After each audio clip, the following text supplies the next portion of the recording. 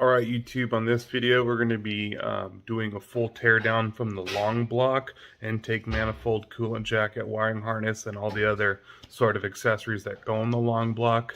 We're going to be tearing that all down, but first, before we do that, we're actually going to do a leak down test. I'm going to show you exactly how we do that leak down test and why would we be doing that, so stay tuned for more.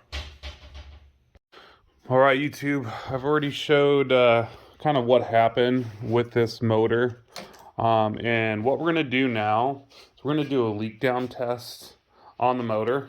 Now I already took a bore scope and went down this rear cylinder here, and it looked like one of the valves did make contact with it. I'm not sure if it's an intake or an exhaust valve that did that, but we're going to do the leak down test and we're going to find out exactly what happened. And I'm going to do that for the rest of the cylinders too, just to get a general condition on what's going on. And I'll even give you a tip on how we use the leak down test to find out if we have a problem through rings and blow by, or maybe through the intake or exhaust valve. So this is what we have. We have a Maddox leak down gauge here. Now I haven't used one of these personally, not this particular model one before, but we're going to find out how it works, and we're going to use this to conduct the test. Alright YouTube, I got the leak down gauge hooked up here. Now the way it works is I have a feed of 100 psi. Now it's always important before you use equipment like this you read the directions, because what we're technically doing here can be dangerous, especially if you don't know what you're doing. But don't let that deter you. I have 100 pounds of pressure feeding into here, and on the directions it says do not use 100 pounds. Use 10 psi less than that. Now we're going to get into the point and we're going to start reading this gauge. When I adjust this knob here clockwise this way, I'm going to bring this thing up maybe 80 to 90 psi, 10% under what the recommendation was, and we're going to see how much is leaking from this hose here that's going directly into the cylinder. In an ideal world, if I put 90 psi in, I should see 90 psi going out and holding, because it's the cylinder that's holding this. But also, this is what makes this dangerous, right? I do not have my big old bar turning the motor here. If I left my bar onto that crank here and then I started doing this test, and all of a sudden, because there's pressure in the cylinder, the engine starts turning over, that thing could fly off and hit you. So just be wary of that. Now the other thing too is we want to make sure that this is at the top dead center on the compression stroke, because we're measuring compression. So you could look down the bore, you can put your finger over the hole, and as you're turning it over you should feel pressure building up. That tells you you're on the compression stroke, and you want that cylinder top dead center. So I have that here. Now I'm going to adjust the pressure here. I'm going to start inducing pressure onto the system. I'm going to see how much pressure we're losing. Alright, I have turned it over. Now that I have everything turned over, I put 80 pounds in, and I'm losing all 80 pounds. It's all the way down at 10, so that tells me we have a leak. Now this is where we start identifying where the leak is coming from. And if it's not already obvious, I'm having an intake valve leak. So that noise you're hearing, I can even feel air come out of that intake track. Now you could do this with the engine still in the car. You'll just have to listen to the inlet of your intake. You also want to listen for the exhaust as well. We have the exhaust port right there. I hear slightly, little bit, but not nearly as much as the intake valve. I wonder why that could be. You know, maybe I don't have my retainer and my spring on that valve, so that could be an indication of why I'm losing that. So if we're in that scenario where this is still in the engine, you know, we don't have the cover off and everything, we know that we have a mechanical problem. So I'm going to be also measuring the other side, the good side hopefully, and see what that comes out to. I'm going to record this because this is something you don't ever see every day. Dad, go ahead and turn the engine over. Now, he's turning the engine. We can see the intake cams are engaging right now, and I can see it's on the suction stroke. So as soon as we get past this, Keep going. Keep going, keep going. It's gonna want to pull against you. Keep going, keep going, keep going. You don't have to go that slow. Keep going. All right. Now it's going to be on the compression stroke. So we're going to bring this thing all the way up until we get it to top dead center. Go ahead. I'm looking down the bore here. All right, and it stops. Go ahead. You can stop right there. Now we have this on the compression cycle, and we know that because this cam lobe's disengaged and the exhaust cam lobe's disengaged. So we're going to go ahead and do a leak down on what I presume to be good cylinders because this thing is still intact. All right, now that we got this thing on the compression stroke, as you can see, the bar that we're using is not connected because I don't want that flying off. Very important. I'm going to pass this off to my dad, and we're going to read this as it goes here. Now, it's always possible that the engine might turn over when you do this. That's why it's important you get that thing top dead center as best you can. So I'm going to go ahead and start opening it up. And look, that's beautiful. I'm already super confident that this side has pretty good compression on it because look, it's a 1-to-1. I'm not hearing any leaking from the intake nor the exhaust. And you could even listen to the... oh, wow, look at that. That's beautiful. Let me go up to 30 there. Oh, we just kicked the engine over. But yeah, and now we have the intake leaking now because the intake cam lobes are initiated. But that was a beautiful test. We literally had a 1-to-1. So I know that the side that didn't break the timing chain is absolutely beautiful. It's holding pressure really well. Now, once again, if I was doing this same test and I had a bar on there, that bar could go out flying and hit something. So that's why it's important you watch what you're doing here. I'm going to go ahead and turn this off, and we're going to switch this over to the next cylinder. All right, I got it connected into the other cylinder here. Now, ideally, one thing I forgot to mention, you'd probably want to do this when an engine is hot and warmed up so that everything expands and you can get a really good compression and leak down test on it. So I'm going to pass this off. We're going to do the same thing here. Hopefully this time it won't kick over because tried my best to get that thing as top dead center as possible. If not, it will go off to one side. But look. We got that same thing here. I'm slowly opening it up. I literally have two matching readings. So this cylinder is holding very good pressure here. Let's see if I can bring it up a little bit. Yeah, look at that. I mean, I can slightly see this needle is a little bit higher than this one, but it's not by much. I don't hear any hissing whatsoever. If you hear a very high pitch hiss, it's a very small leak. If it's low pitch and it sounds very airy, you have a larger leak. So that was a good example of what we did prior there on the bad cylinder. So I can tell that all my problems here are the head. Hopefully we don't have some issues with the oil ring sealing on the piston. You could know that by listening to the oil cap here, taking that off and hearing if you get any blow by.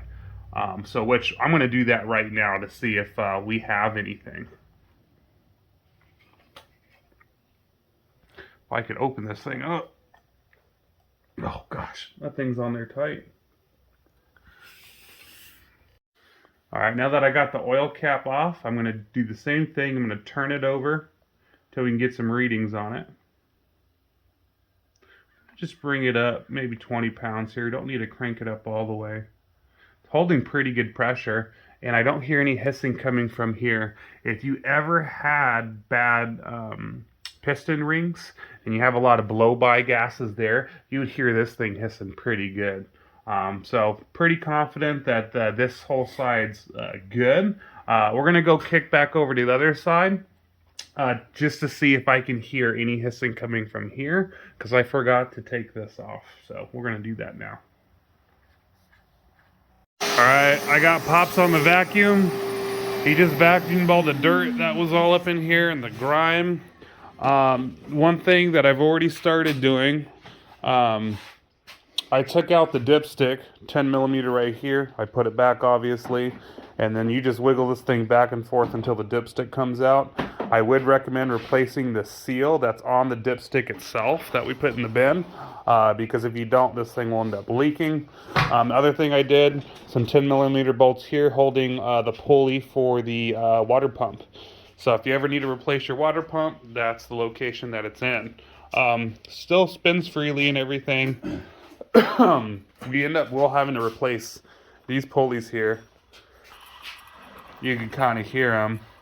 They're dry as a bone, unfortunately. So, I mean, they still run pretty good. There is a little bit of wiggling here. I'd just rather replace that just in case. All the other ones are pretty smooth here. Next, I'm going to be taking off my alternator here and throwing that aside. Definitely just have a bolt here, it looks like, and we have one more right here.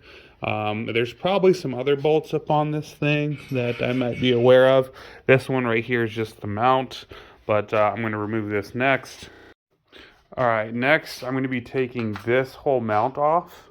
It's going to be 14 millimeters here, here, here, and then one more right here, which I know this is going to be the tricky one because we got this pulley. I mean, probably just take the pulley off in order to get that, but I want to keep everything one unit so I don't have to fiddle with all these little parts. But I'm going to do that right now. Alright, next I'm going to be taking this whole mount off. It's going to be 14 millimeters here, here, here, and then one more right here, which I know this is going to be the tricky one because we got this pulley. I mean, probably just take the pulley off in order to get that, but I want to keep everything one unit so I don't have to fiddle with all these little parts. But I'm going to do that right now. One thing I ran into, see if that one comes up. Oh wow, that one's pretty good. Okay, trying to get to this intake bolt here. We have some wiring harnesses in the way. I'm going to take this main harness and disconnect it. Now how I do this, I'm going to get underneath here, and you're going to lift this tab up while pushing back, and it should just pull right out after that. Alright, because we're trying to get to this bolt, I'm trying to move this bracket out of the way so we can move the wiring harness to the side. One thing I wanted to show you how to take these clips off. You have to pull up on these tabs just like so, and then pull at the same time. You want to be careful not to break this, just like that. And see, once you get that little notch over, you can pull them out. But I actually struggled with this pretty good. And then it's very similar to how this bottom one comes off. This one has the same thing here. You want to get up underneath here. Careful not to break it, obviously. They're just really caked in oil, so a little afraid of this one. But just not to apply too much pressure. Oh, it went back on itself. I'm pretty sure there's a better tool for this than what I'm using, but have to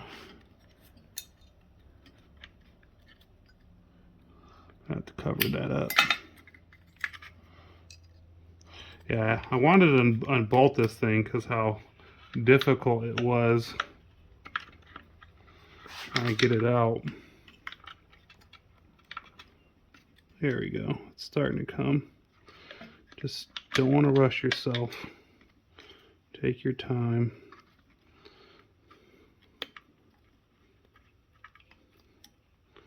Ooh, this thing's really caked on. There we go. Ooh, that was really tight. But you almost had to push that thing right into that clip and to push it off. But we finally got that off. That's awesome. Alright, every once in a while you're going to run into these things. They're basically like anchored zip ties here. I'm going to show you the best way I found to remove them without breaking them. Naturally though, you probably don't want to reuse these. But what you want to do is you want to get a flat head underneath the bottom portion of that, and then you want to lift up. And they break, it's, oh well, I mean, you're supposed to replace these things after you take them off and everything, but you know, to each their own. There we go. So got up underneath it just to lift it off. Came right out. As you can see, they have like these little ridges where when they fit in the hole, they kind of self-lock themselves in. But that's how you take those off. And as you can see, that was in a threaded part of the screw. So that just goes to show you that you can get yourself very confused if you're not careful. But we're getting closer to getting the intake removed. Just want to get better access to those back bolts, which I think we now have. Just like that. Perfect. Awesome. We'll put this back. I'm trying to keep this wiring harness left up here. All right, so those are some of the things that I had kind of came across, wanted to show you. I'm going to continue removing some of this intake track here. Quick note here, I did have to take off this cover guard that covers the port injection system. Just these two bolts here, and it latches here, swivels off. As you can see, the port injectors are connected to the intake system. So for these, you will have to pull and squeeze this tab right here and wiggle it until it comes out. Just don't pull on the wires. Things are always notoriously hard to get off, especially if you don't have a lot of strength in your hand. Let me see. Is it a pull? Let's see. It might be you pull up on it. Let's see.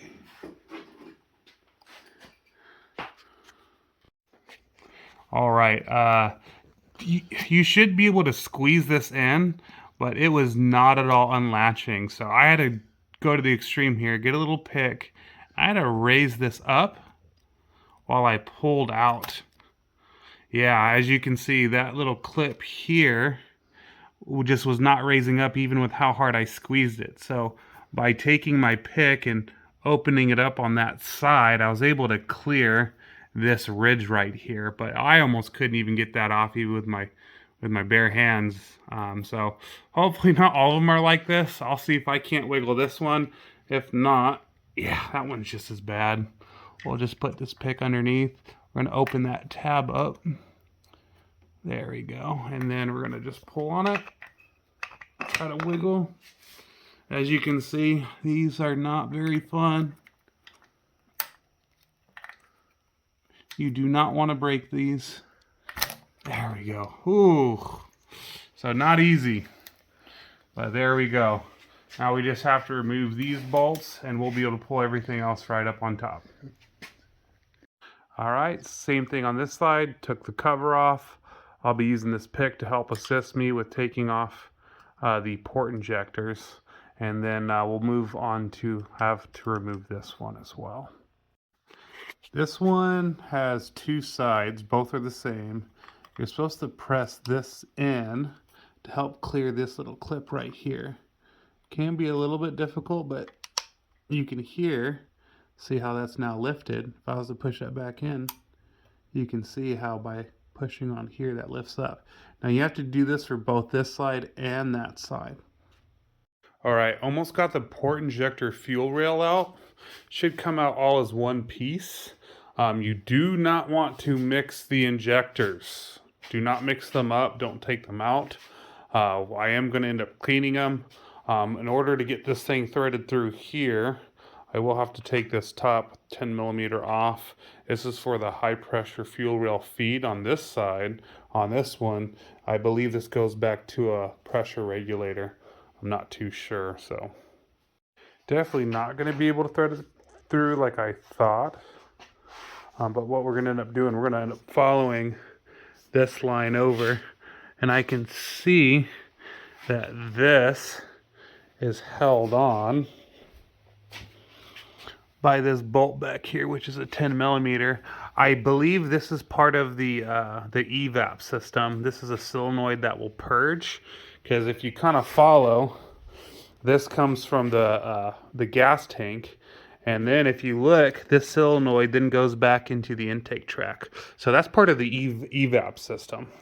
But yeah, I'm going to end up taking the solenoid off right here so we can drop that. And I think that will be the last thing other than these hoses here that are keeping the intake on. All right, so I did get that side unbolted for the evap solenoid purge. I'm thinking there's a hose that goes right here. I don't see how I'm going to take that off without first pulling off the intake plenum. But this isn't really under any pressure, if anything, vacuum. So definitely going to have to, as soon as we pull the plastic intake off, that'll be one of the things that I have to get a needle nose and pull that thing off. But right now we're ready to get down to these bolts after we take care of these hoses up here. One goes to the brake booster. This one is going to be your crankcase ventilation system. This is your PCV valve. I'm going to replace it because it's like really oily all around. So it was at one point leaking some air on here. Not enough to pull a code, obviously, but definitely going to have that taken care of. All right, I got to all three of those bolts. There's three that holds it on this side. These for me were 13 millimeters, but then I do have an aftermarket intake spacer on there. Same thing here, here, and here. Now we're gonna lift this thing up, and there's one more hose for the evap purge that I'm gonna end up taking off, but this should come off as one unit now. I'm gonna have my dad hold onto this while I do that. I'll start on this side first, just because I know there's this wiring harness right here that is going to get in the way. There we go. We got that side off. Let me go ahead and get my needle nose pliers.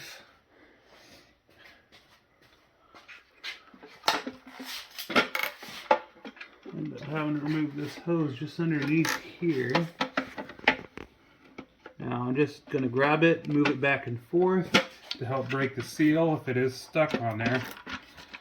And I'm going to move it back and forth. There we go. And then this should come right off. There's your intake off. Put that off to the side there. The seals came with it. Here's the intake manifold spacers, which these things are good and stuck on there.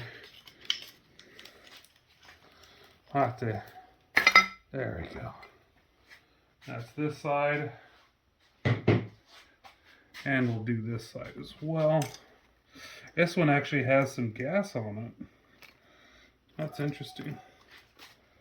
Let's see, huh? I have to put my needle nose under this one side here. There we go. We got that. That is now off.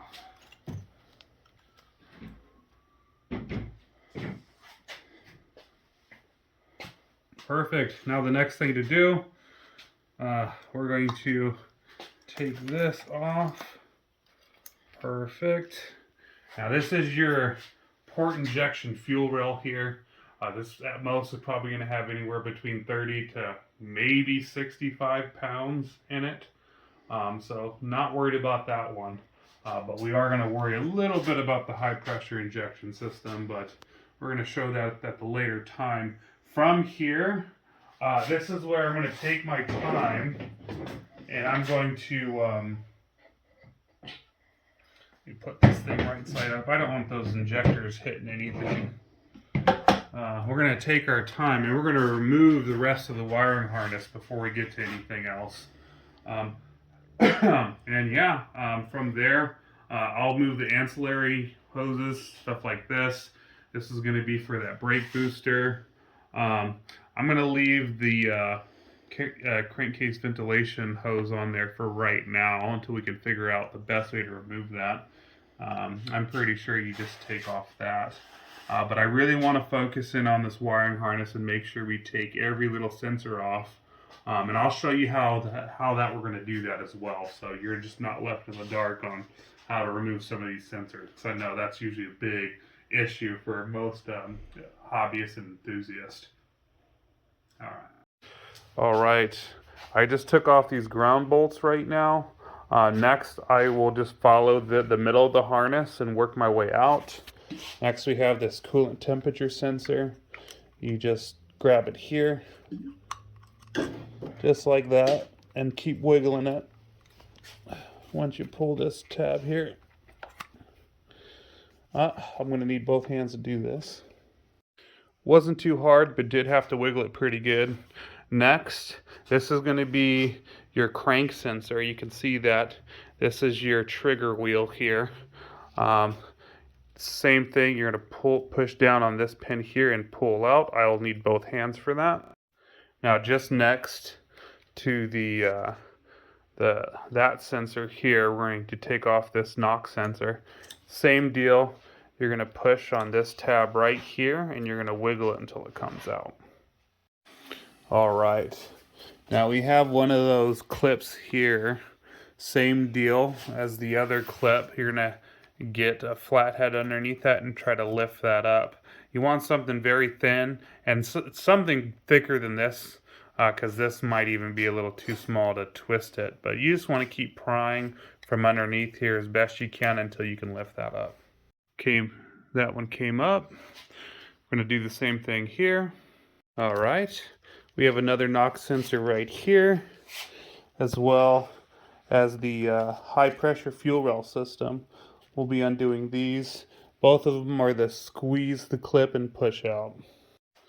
All right. Then for this fuel rail pressure sensor, you just squeeze that in and pull it right off.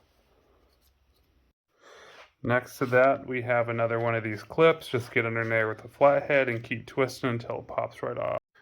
Next, cam position sensor.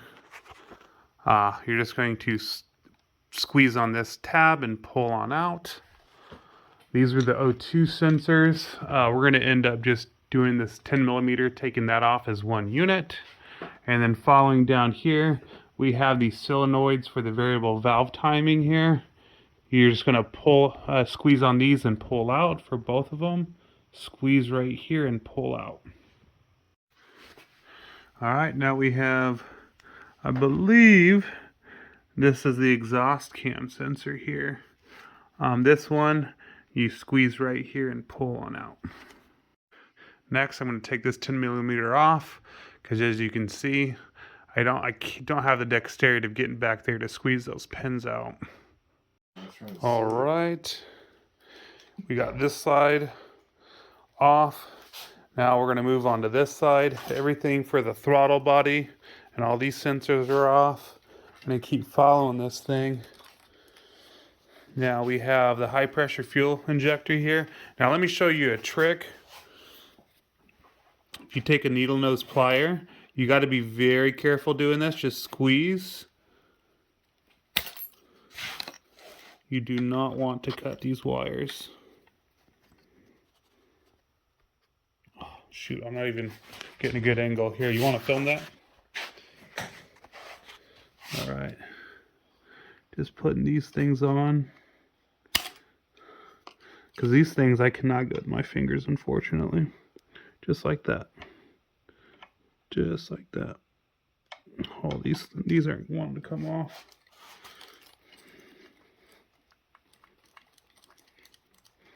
Do not ever pull from the wire. You want to pull from the body of the harness or pull from the body of the connector. Let me see. I got that thing squeezed down.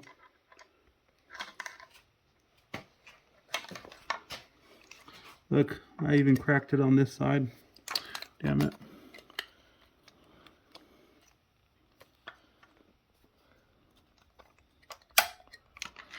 Don't want to do that again. There we go. Got that one. These are really difficult for me to get off. Same thing on this side. Squeeze. That one came out a lot easier. We got these off now. That came off. I'm gonna follow this down. All right.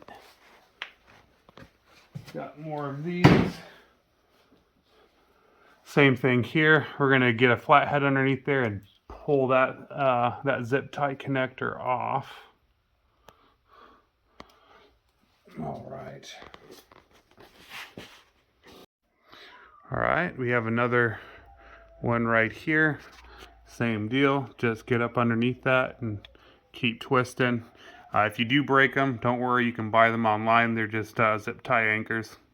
All right, now we have to remove these sensors. This sensor here for both intake and cam, and then remove the solenoids for the variable valve timing. Those are the last four to remove.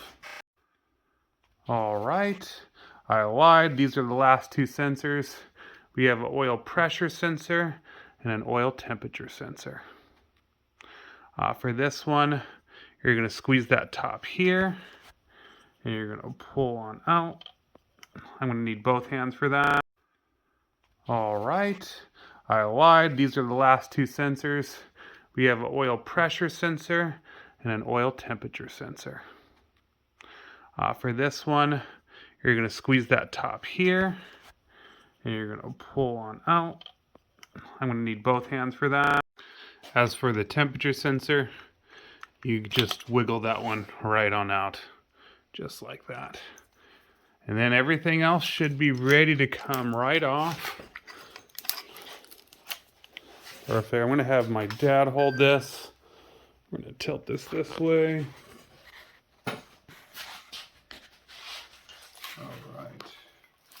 Make sure you take your time anytime you're pulling these things away, just in case something gets caught up. There is the neural network, the brain of the engine here, or the brainstem to be exact. I'm going to go ahead and throw this off to the side.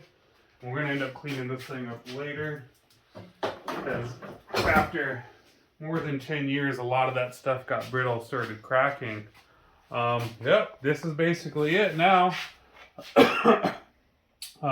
I'm definitely going to start vacuuming everything on here. One thing I forgot to mention before, I'm going to stuff something in here like shop towels so we don't get any dirt in the intake. I mean, I know we're going to end up taking the heads off anyways, but still, good practice. All right, now that we gotten this far with it, I wanted to show you some of the damage. Obviously, when your timing chain breaks, you can see we have a bent valve on that one side there. Not good at all. Same story over here. That one is really bent. So we did have valves end up kissing the piston. Now, I don't know how bad that piston is damaged until we take these heads off. I'm hoping it's going to be okay. Now the next thing I'm going to do, I'm going to take out the high pressure fuel injection system. This is the part where it gets a little scary, because this thing could have anywhere between 2,000 to 8,000 psi running through it. That's why doing the whole removing the relay fuse and everything comes in really handy, because on startup this thing should empty itself up. And I say should, but if there's a malfunction it won't. But I'm going to go ahead, I'm going to put a wrench on that. I got the face shield on, and when I wrench this thing over, I want to be as far away from this thing as possible, because it will squirt fuel out this way. And if you're too close to that thing, when it goes off, you get fuel in your skin, you're a goner. But when you come to rebuilding this engine, this high pressure fuel system from this part here and this part all needs to be replaced. Don't reuse this stuff because once you have used it once, it's usually no good after that. Alright, I took the nuts off on it, but this is where you can have a false sense of safety here.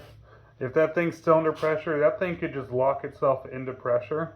I'm going to take these retainer bolts off, the 10 millimeters that are retaining this to the coolant jacket here. I'm going to go down the line, and I'm going to take a long breaker bar, and I'm going to try to wedge this thing away. If it does shoot out, it's going to shoot out that way. Same thing for that side. Alright, that fuel rail came off, no issues. It was just barely on there, so there was no pressure under it. You always want to exercise with caution when you work with that system. And that's why we pulled the fuse on the fuel pump relays, because it both controls this high pressure fuel pump as well as the one that feeds your tank up to your fuel rails up here. So yeah, just be very damn careful. That's the most dangerous part of probably doing this. And my next thing now, I'm going to be taking this 17 millimeter off from the high pressure fuel pump. All right, I just got this side out, just these two, I believe they were 14, I forgot. They were some type of millimeter. Now you want to leave these in. I got a whole bunch of dirt on here we need to clean up before. And I'm moving off to this side, doing the same thing here and here. I actually have the head. Let me see, what size was this? This was 12 millimeter. 12 millimeter on that one, and now we're going to be pulling these ones out. Just be very careful. They do have retainers on them and everything. You don't want to lose any of that. Next thing I'm going to be doing, I'm going to be removing this coolant jacket here. It passes coolant from one side of the block and helps circulate it. We got some 10 millimeters here. We got some 10 millimeters right here. I think that's basically it, and we can just lift it right up. But we also have this circuit for the heater core that comes up here. I'm going to just try to keep this all as one unit. I'll be getting my pliers on this thing. Oh, this is a lock connector. No, it's not a lock connector. Yeah, we'll be able to take that off from there.